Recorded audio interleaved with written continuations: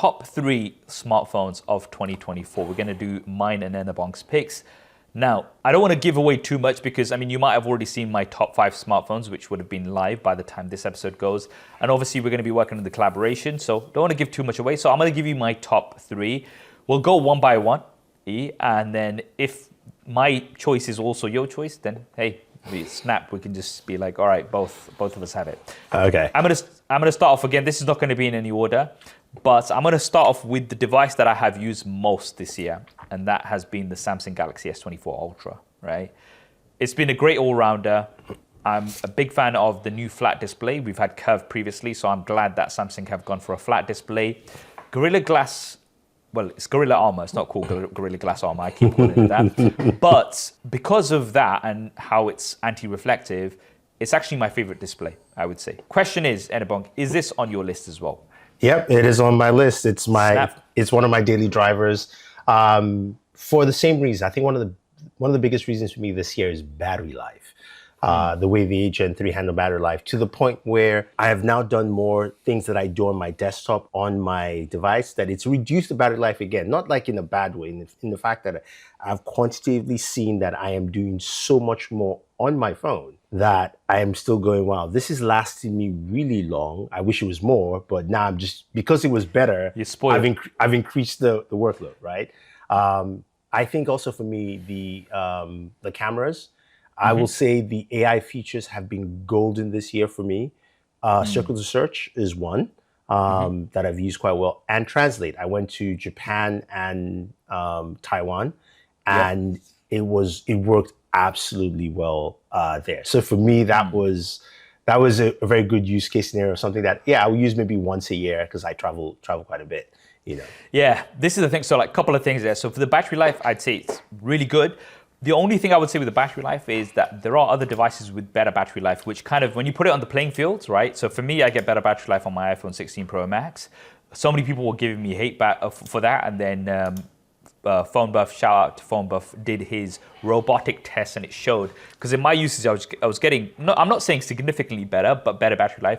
On a Magic 6 Pro was another one that was giving me better battery life. So there were other devices out there. Even the Zenfone 11, even that I found gave me better battery life. So there were other devices which were also, for instance, using the 8 Gen 3, but they had larger physical batteries, right? So naturally, they're going to give you better battery life. So I would say it's good, but that's the only asterisk I would put there, that when you do look at some of the other competition, then it's great, but not as good as some of the others. That's the first thing I would say, right? Yeah. Now, with the AI features, I totally agree with you. The two that I use most, I would say summarizing web pages.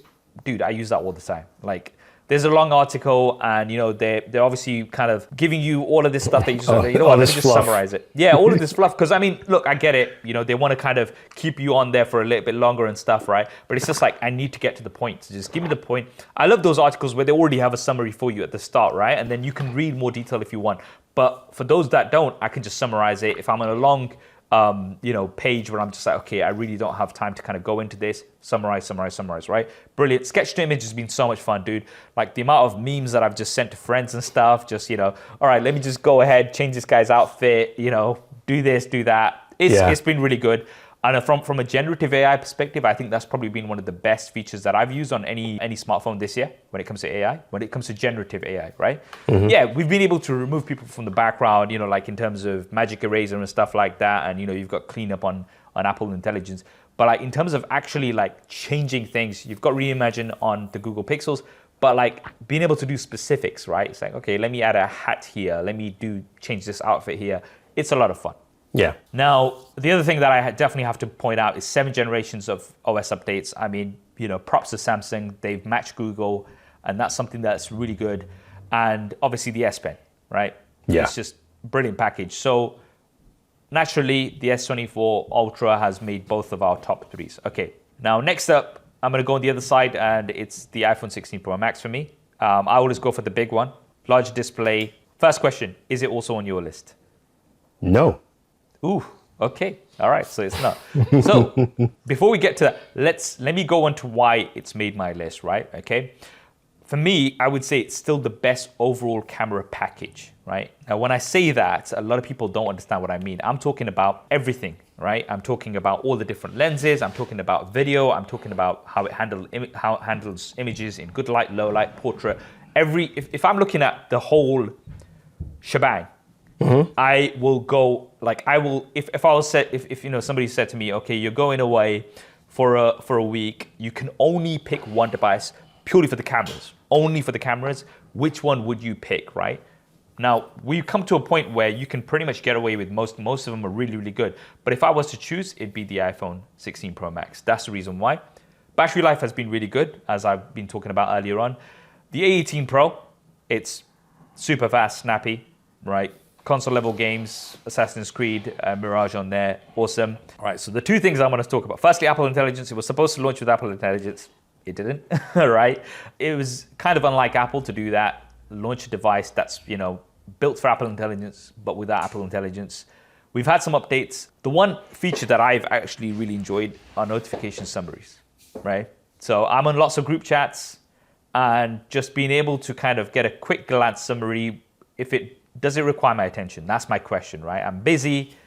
There's been 100 messages that's popped off in this group chat. Maybe there's, all right, are we meeting tomorrow sort of a thing, right? All I can see is that summary that's, they're organizing a get together tomorrow at 8 p.m. Boom, I know the key facts from that. And I think that works really well, right? Apart from that, I'm not going to go into detail. Recording audio and generating transcripts and summaries, others do that as well, but that's something that I like. One thing that I don't use at all, and I'm going to be completely honest here, camera control. I know you don't use it either, and many others that I've spoken to also say, we don't use it. Like even my delivery guy comes in and he's like, dude, like what's the point of this button, man? I just don't need it. I do use it for one thing though. What's that? Just to access the camera. Now that I'm a dad, right? If I want to take a photo, that's the fastest way to access it. But once I do that, my finger goes straight to the screen. That's literally it. It's muscle memory, isn't it? Yeah. But the thing is, because you've got it from the lock screen as well, like, I'm so used to doing that because of muscle memory, just from the lock screen, just launching the camera. It's like, yes, fair enough. To launch the camera, it's there, but then the action button also did that before. I don't know. So that's one of the things, right? Yeah. Okay.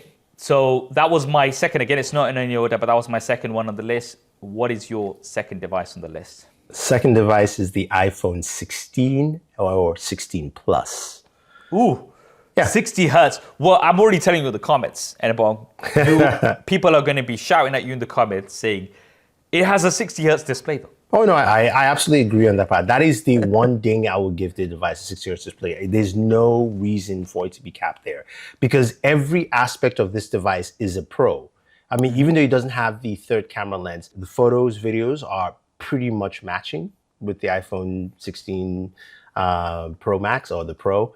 The processor, the A18 and A18 Pro, the difference is so minimal, especially from a gaming perspective, it's almost pointless. I can play Resident Evil and console games on there, and it costs less.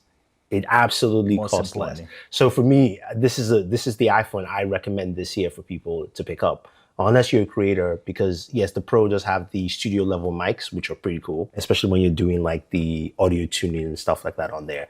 But the 16 and the 16 Plus really hit the mark for the everyday iPhone user, having everything that they need in terms of just full functionality. But what about 60 hertz though, dude? Oh, I agree. I see that's the one ding I would give. No, but as in you're recommending that, but then again, I'm just being the guy in the comments, right? But it has 60 hertz. Yes. You're saying about gaming. You're saying gaming performance is great, but guess what? It's great performance. It's max to 60 hertz. Yes, but to be fair, those people have consoles, and their consoles don't go past 60 either. Okay, let's just take this moment. So it's end of 2024, and Enabong has just recommended a 60 hertz phone. Guys, I'm gonna let you just destroy it. Okay, let's be honest, right?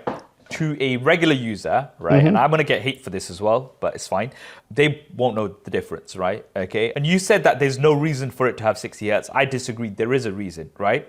Not from the consumer perspective, but from Apple's perspective, because they want separation between the 16 and the 16 Pro, right? Dan, don't make it feel so as good as the 16 Pro. Everything else Yeah, feels like a this is the 16 thing. Pro. So they need to look at, okay, what do? Okay, we take out the 5x zoom camera, we take out the ability to do ProRes log recording and all of these so-called pro features, right? If, for example, the iPhone 16 had 120 hertz display, so many people would just go for that, and like we would just recommend it. So like, don't get the Pro, go for this. It's fine, right? Okay. Yes, fine. Premium materials. You're gonna put it in a case anyway. All of that.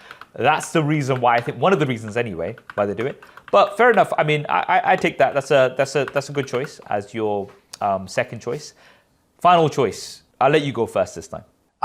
So I've got two devices here as my third choice. First one is the Galaxy Z Fold Special Edition, and the other is the Red Magic Pro 9 Plus.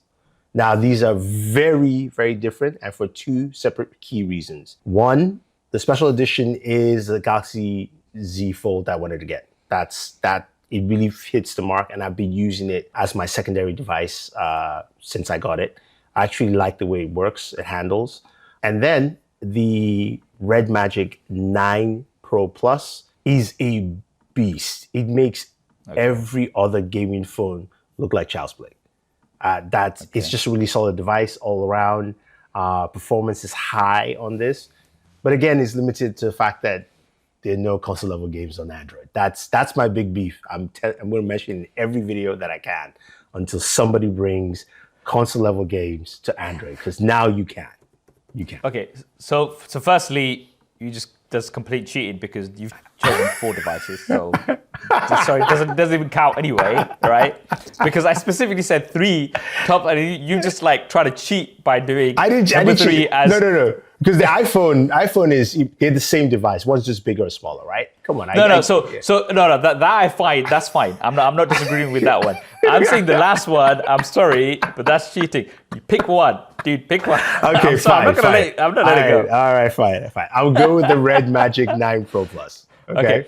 All right, I agree with you there because, firstly, I'm not going to cut Samsung slack because, look, we just praised Samsung for the S24 Ultra, right? But let's be real here. The Z Fold 6, right, was an incremental update, and across the board, I would say a lot of people were disappointed, right? And Yes. the special edition is what the Z Fold 6 should have been, right? And that is a statement.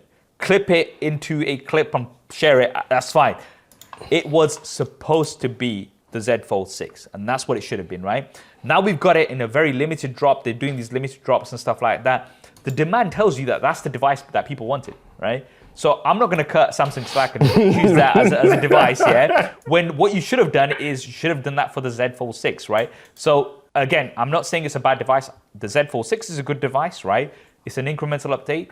The Z Fold 6 Special Edition is a better device, what it should have been, and it would have made my list had they released it properly, right? Now it's just like on a limited release, this and that. I'm not cutting them slack. Saf said, take your extra choice and kick that crap out of here. Throw it away.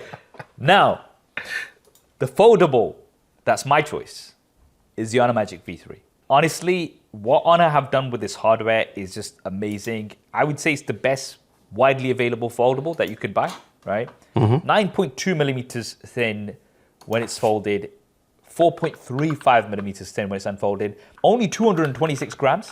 And guess what? They've managed to fit in a 5,150 milliamp hour battery in that small compact design.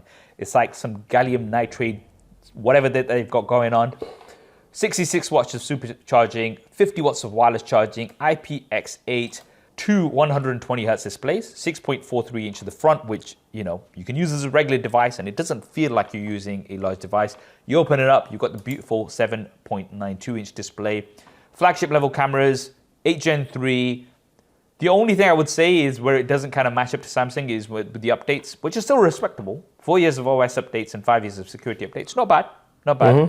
And I would say it doesn't have as many sort of like generative AI features that the Samsung has, right? But what a foldable, man. I would say that this is clearly like, and it was an easy choice for me. When it came to the foldables that I've used, I'm like, yeah, it's got to be the Honor Magic V3. Absolutely awesome. And they carried on from like, because we all loved the V2 last year, right? Yeah. No, I really praise Honor for continuing that trend where they're giving you something that really feels like a phone. They've taken the foldable to feel like a phone. So it's no longer just a foldable, thicker, a little uncomfortable. You're deciding, and now you're just like, I can do whatever I want to do with this device. It's very sci-fi, like to the core of that. Like you want piece of tech that just feels like it works. Exactly, and that's something that they've done, and props to Honor for doing that. And those I would say my 3 picks. Now you can see my full 5 picks on my video on the main channel, which should be live by the time this video goes live. And of course, the collaboration with everybody to find out all of our daily drivers, that's going to be coming up on the main channel soon. So do check that out as well.